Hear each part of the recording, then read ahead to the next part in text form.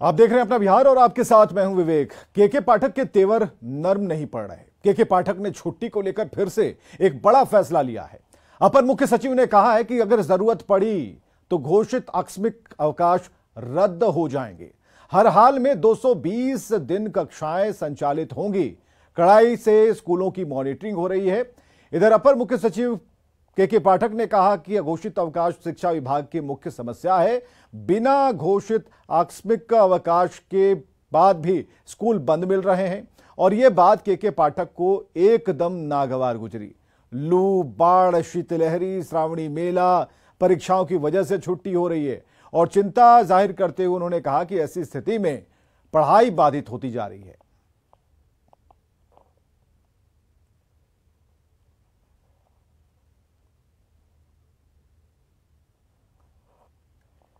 बिहार के स्कूलों में अवकाश को लेकर निकले आदेश के बाद सियासत गर्म है, जिसे मुख्यमंत्री ने वापस कर लिया, जो केके पाठक के लिए एक झटका माना जा रहा है। बावजूद इसके केके पाठक ने साफ कर दिया कि अगर जरूरत पड़ी तो अवकाश में संशोधन किया जा सकता है और छात्रों को 220 दिन क्लास करना ही होगा। अब इस आदेश के बाद एक बार फिर सियासत गर्म है। क्योंकि पढ़ाई के प्रति सरकार गंभीर है। पढ़ाई करवाई सुनवाई हमारे युवा नेता तेजस्वी जी का संकल्प भी है। 220 दिन उपस्थिति हो बच्चों की, यह सुनिश्चित भी करना चाहती है सरकार। जो फेस्टिवलों की छुट्टियां हैं उसको भी रद्द नहीं करेगी, लेकिन बच्चों को क्वालिटी एजुकेशन कैसे दे, इसके लिए सारे कार्यक्रम, सारे रूपरेखा जो सरकार तैयार करके आगे बढ़ रही है। देखिए, छुट्टी हर कर्मचारी का अधिकार है, चाहे वो गवर्नमेंट सेक्टर का हो, प्राइवेट सेक्टर का हो। बिल्कुल छुट्टियां मिलनी चाहिए, लेकिन छुट्टियां कितनी हो ये तो तय हो। 365 दिन में 165 दिन की छुट्टी कम है क्या? 200 दिन क्लास लेना है और 200 दिन बच्चे अगर नहीं पढ़ाए जाएंगे तो बच्चे पढ़ेंगे कैसे? शिक्षा का अधिकार कानून कहता है कि साल में 200 दिन पढ़ाई अनिवार्य हो। बच्चों को अच्छी एवं बेहतर शिक्षा मिल सके, ये हमारी सरकार की प्राथमिकताओं में से सर्वोपरि प्राथमिकता रही और इसके लिए हमारी सरकार लगातार प्रयास कर रही है। आदरणीय श्री केके पाठक जी, जो शिक्षा विभाग के अपर मुख्य सचिव हैं, उन्होंने जो भी निर्णय किया वो बच्चों को बेहतर शिक्षा मिल सके, सुचारू रूप से शिक्षा मिल सके, इसी मद्देनजर उन्होंने निर्णय किया है। अब अगर उनका ये वक्तव्य आया है कि 220 दिन स्कूल आना होगा, तो ये तो स्वाभाविक सी बात है। बिहार में शिक्षा व्यवस्था को एक तुगलकी फरमान के माध्यम से चलाए जाने का प्रयास हो रहा है। स्वयं राज्यपाल ने कहा है कि एक सामान्य सचिव की कैसे हैसियत होगी कि राजभवन को गाइड करे।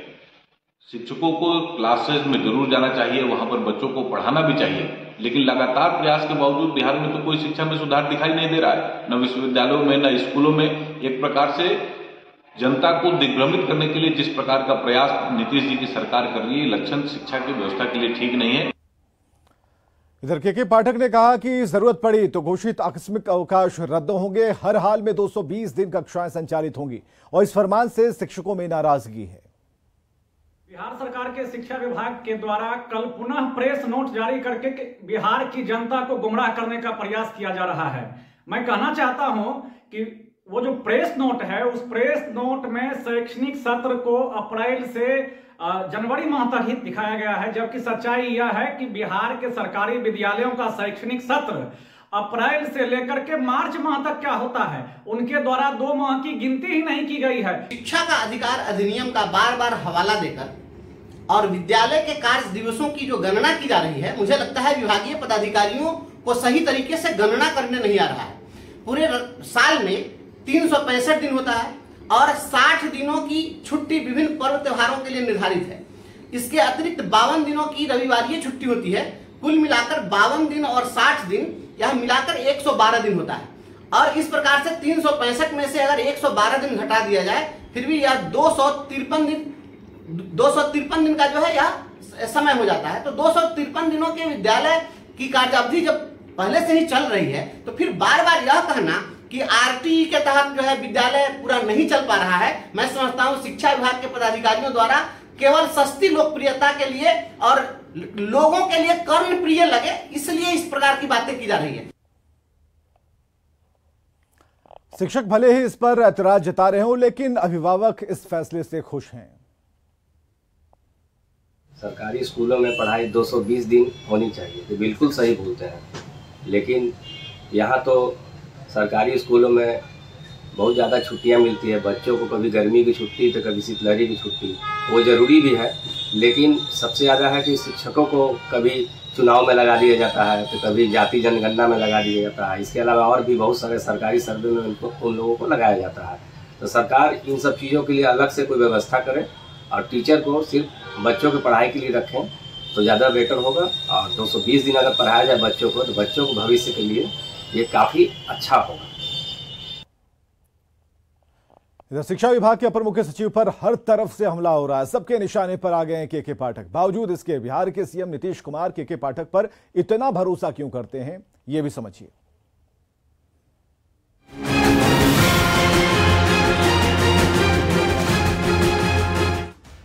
केशव कुमार पाठक। कृष्णा का ही एक नाम केशव है। पिता ने भगवान कृष्ण से प्रभावित होकर बेटे का नाम केशव रखा, लेकिन बेटा नियम कायदे का इतना पाबंद निकला कि उसने कृष्ण जन्माष्टमी की छुट्टी ही खत्म कर दी। जी, बात हो रही है बिहार के शिक्षा विभाग के अपर मुख्य सचिव के पाठक की। 1990 बैच के आईएएस अधिकारी के पाठक पिछले कुछ दिनों से लगातार सुर्खियों में बने हुए हैं। के पाठक फिलहाल बिहार के शिक्षा विभाग में अपर मुख्य सचिव की जिम्मेदारी संभाल रहे हैं। कभी कोचिंग तो कभी स्कूल और कभी विश्वविद्यालयों को लेकर फरमान जारी करने वाले के पाठक शिक्षकों और शिक्षा मंत्री के साथ ही राजभवन तक के निशाने पर आ चुके हैं। लेकिन ये कोई पहला मौका नहीं जब के पाठक सुर्खियों में आए हों। के पाठक पहली बार चर्चा में तब आए जब उन्होंने 1996 में एमपी फंड के पैसे से बने एक अस्पताल का उद्घाटन सफाई कर्मचारी से करवा दिया। मंत्रियों और नेताओं से के पाठक की तकरार का पैटर्न भी पुराना है। सालों पहले उन्होंने लालू प्रसाद की मुश्किलें बढ़ा दी, जबकि 2016 में पूर्व डिप्टी सीएम सुशील मोदी को मानहानि का लीगल नोटिस भिजवा दिया था। जब इस साल शिक्षा विभाग में अपर मुख्य सचिव बनाए गए तो पहले शिक्षा मंत्री चंद्रशेखर से उनकी भिड़ंत हुई। बात इतनी बढ़ी कि करीब 25 दिन शिक्षा मंत्री अपने दफ्तर ही नहीं आए और अब विश्वविद्यालयों को लेकर जारी फरमान की वजह से राजभवन के साथ टकराव की स्थिति बन गई है। इतना कुछ होने के बावजूद के पाठक नीतीश कुमार के सबसे चहेते आईएएस अधिकारियों में से एक हैं। पावर लॉबी में के पाठक की छवि एक कड़क और तुरंत फैसला लेने वाले अफसर की रही है। 2010 में के पाठक सेंट्रल डेपुटेशन पर चले गए थे, लेकिन महागठबंधन की सरकार बनते ही नीतीश कुमार ने उन्हें बिहार बुला लिया और शराबबंदी की जिम्मेदारी दे दी, जिसका असर 2 साल तक शराबबंदी में दिखा भी। लेकिन 2 साल बाद के पाठक फिर से डेपुटेशन पर दिल्ली चले गए। 2021 में एक बार फिर वे बिहार लौटे और नीतीश कुमार ने उन्हें शराबबंदी को ठीक से लागू करने की जिम्मेदारी दी। लेकिन बिहार की शिक्षा पर सवाल जब उठे तो नीतीश ने मद्य निषेध की जगह के पाठक को शिक्षा विभाग की जिम्मेदारी सौंप दी और आज भी उन पर नीतीश का भरोसा बरकरार है। पढ़ाना चाहता है तो छुट्टी क्या है? कोई पढ़ाना ही ना बच्चियों को चाहता है, इसमें बुराई क्या है? लेकिन काम तो अच्छा कर रहा है, काम तो कही दिया है। मतलब केशव कुमार पाठक उर्फ के पाठक की इमेज कड़क और फटाफट फैसले लेने वाले अफसर की है, जबकि दूसरी तरफ उनका दामन विवादों से भी भरा रहा है। Bureau report, news 18।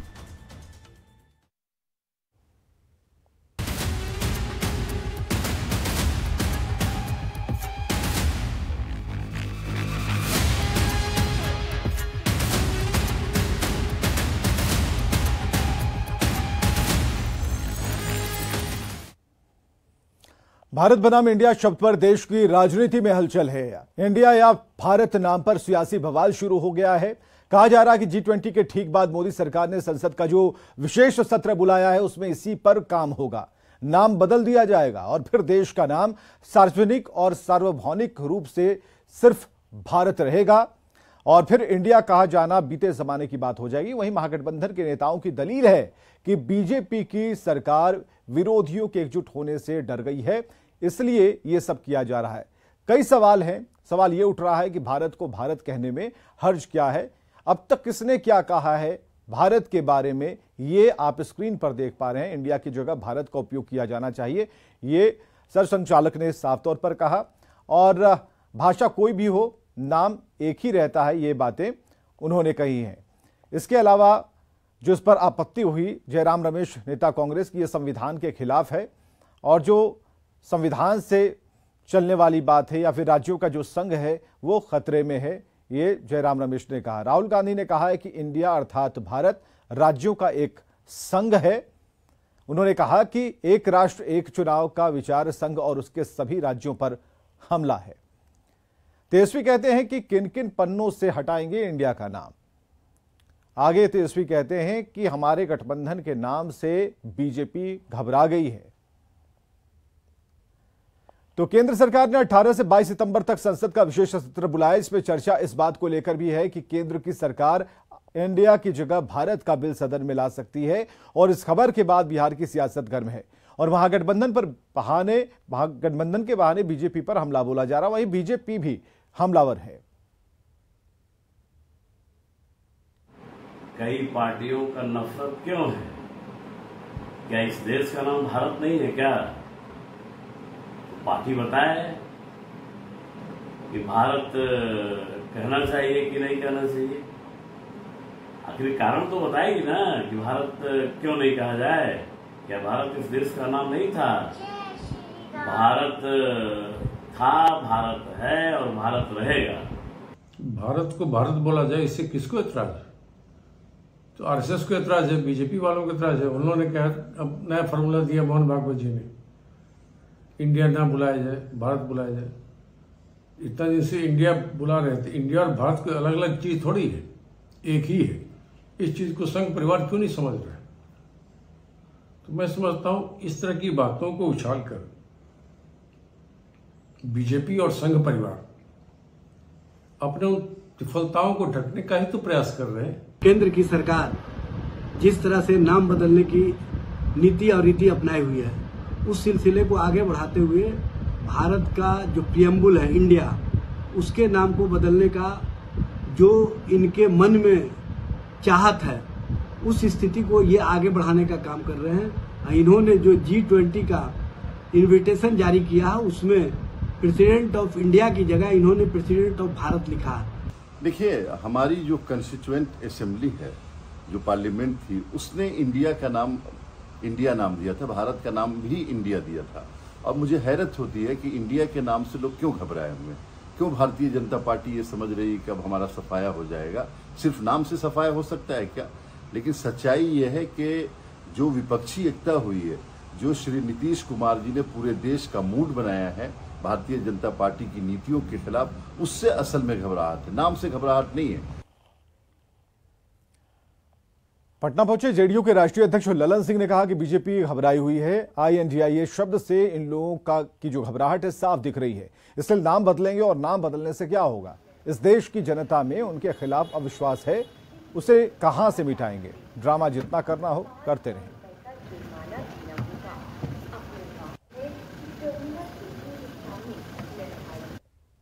इंडिया सबसे इन लोगों को घबराहट आप लोग को साफ नहीं दिख रहा है? इन लोगों को साफ हताशा में नजर आ रहे हैं, तो इसलिए नाम बदलेंगे। और नाम बदलने से क्या होगा? इस देश की जनता में इनके खिलाफ अविश्वास है, उसको कहां से मिटाएंगे? ये ड्रामा जितना करना हो करते रहे। समय से पहले लोकसभा चुनाव की आशंका के बीच बिहार में सियासी हलचल तेज है। इसमें खासकर जेडीयू सबसे आगे है और इसी कड़ी में नीतीश कुमार 11 और 12 सितंबर के बीच 2 दिन तक पार्टी संगठन के नेताओं के साथ महत्वपूर्ण बैठक करेंगे, जो बेहद महत्वपूर्ण माना जा रहा है। और बैठक को लेकर और ज्यादा जानकारी दे रहे हैं आनंद अमृतराज।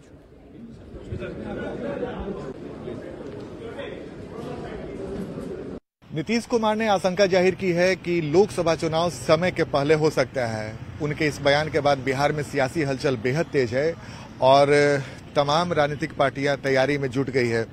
चुनाव कब होगा ये फिलहाल कोई नहीं बता सकता, लेकिन नीतीश कुमार के इस बयान के बाद जेडीयू में हलचल काफी तेज देखी जा रही है और जेडीयू लगातार तैयारियों में व्यस्त हो गया है। और इसी बीच जेडीयू ने 11 सितंबर को एक अन्य मार्ग में जेडीयू के तमाम जिला अध्यक्षों को नीतीश कुमार ने बुलावा भेजा है और उनके साथ एक महत्वपूर्ण बैठक करेंगे, क्योंकि जेडीयू के जिला अध्यक्ष के ऊपर एक बड़ी जिम्मेदारी होती है लोकसभा चुनाव के समय। और साथ ही 12 तारीख को 12 सितंबर को तमाम प्रखंड अध्यक्ष और विधानसभा के जो प्रभारी हैं जेडीयू के, उन्हें भी बुलावा भेजा गया। तो जाहिर सी बात है, जेडीयू लगातार अपने संगठन के लोगों के साथ मुलाकात कर रही है और मुख्यमंत्री नीतीश कुमार का खुद से संगठन के प्रभारियों के साथ साथ जिला अध्यक्ष और प्रखंड अध्यक्षों के साथ महत्वपूर्ण बैठक से ये साफ है कि जेडीयू जमीनी असर पे अपनी ताकत तोलना चाहती है और पूरे बिहार में जमीनी स्तर पर जेडीयू की मजबूती क्या है, कमजोरी क्या है, ये अपने नेताओं की जुबानी जानना चाहती है। और इसीलिए मुख्यमंत्री के साथ 2 दिनों की इस महत्वपूर्ण बैठक को कई मायनों में बेहद महत्वपूर्ण माना जा रहा है और माना जा रहा है कि नीतीश कुमार इस दौरान तमाम फीडबैक लेंगे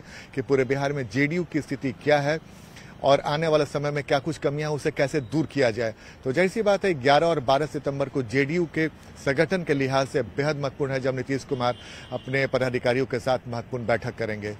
कैमरामैन सुबोध के साथ आनंद अमृतराज, न्यूज 18 नेटवर्क, पटना। और बैठक को लेकर जेडीयू में भी हलचल तेज है। जेडीयू प्रवक्ता नीरज कुमार ने कहा कि संगठन के लोगों के साथ नीतीश जी पहले भी मिलते रहे और इस बार बैठक होगी तो जमीनी स्तर की जानकारी मिलेगी। दल के साथियों से मिलने का जो सांगठनिक दायित्व होता है, यह प्रदेश अध्यक्ष जी का अधिकार है। तो प्रदेश अध्यक्ष जी के निर्देशानुसार जो भी संगठन के लोग होंगे, उसका नियत समय क्या होगा, नियत डेट क्या होगा, ये उनके अधिकार क्षेत्र में है। लेकिन लोकसभा चुनाव तो है, इंडिया गठबंधन भी है, तो स्वाभाविक है दल के कार्यकर्ताओं को ऊर्जान्वित करना वही हमारी पूंजी है।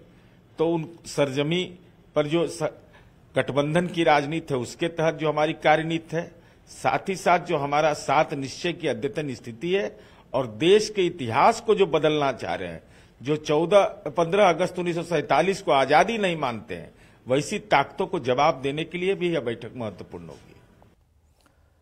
और कटिहार से बड़ी खबर है, पुलिस ने एटीएम लूटने से बचाया है। अपराधी एसबीआई का एटीएम लूटने के लिए गए थे। 5 मिनट लेट होने पर एटीएम लूट जाता।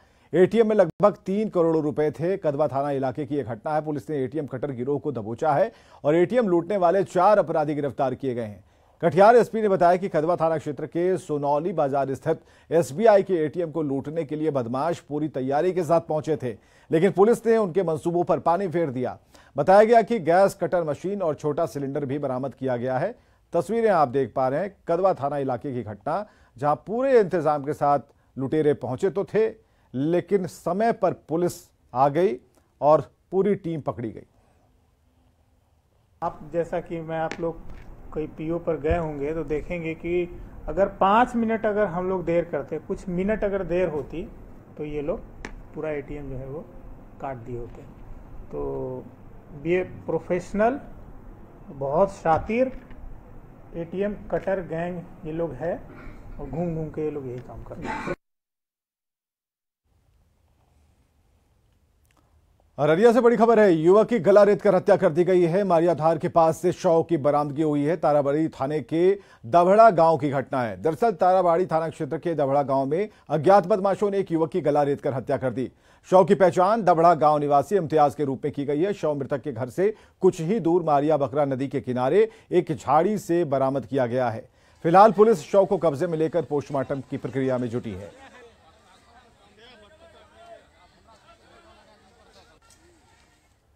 मधेपुरा के मुरलीगंज थाना पर पुलिस पर गंभीर आरोप लगे हैं। दरअसल रविवार की रात अपराधियों ने एक पान दुकानदार की हत्या कर दी थी। लोगों का आरोप है कि पुलिस ने पोस्टमार्टम करने के बाद शव का जबरदस्ती दाह संस्कार कर दिया। शव का दाह संस्कार करते एक वीडियो भी सामने आया। हालांकि न्यूज 18 वीडियो की पुष्टि नहीं करता।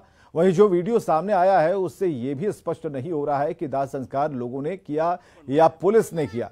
इधर लोगों के सभी आरोपों से पुलिस ने इनकार किया है।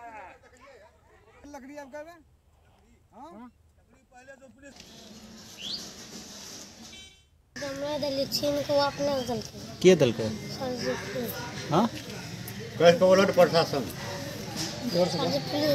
पुलिस छीन के दल के तोरा आग नहीं दिए दल का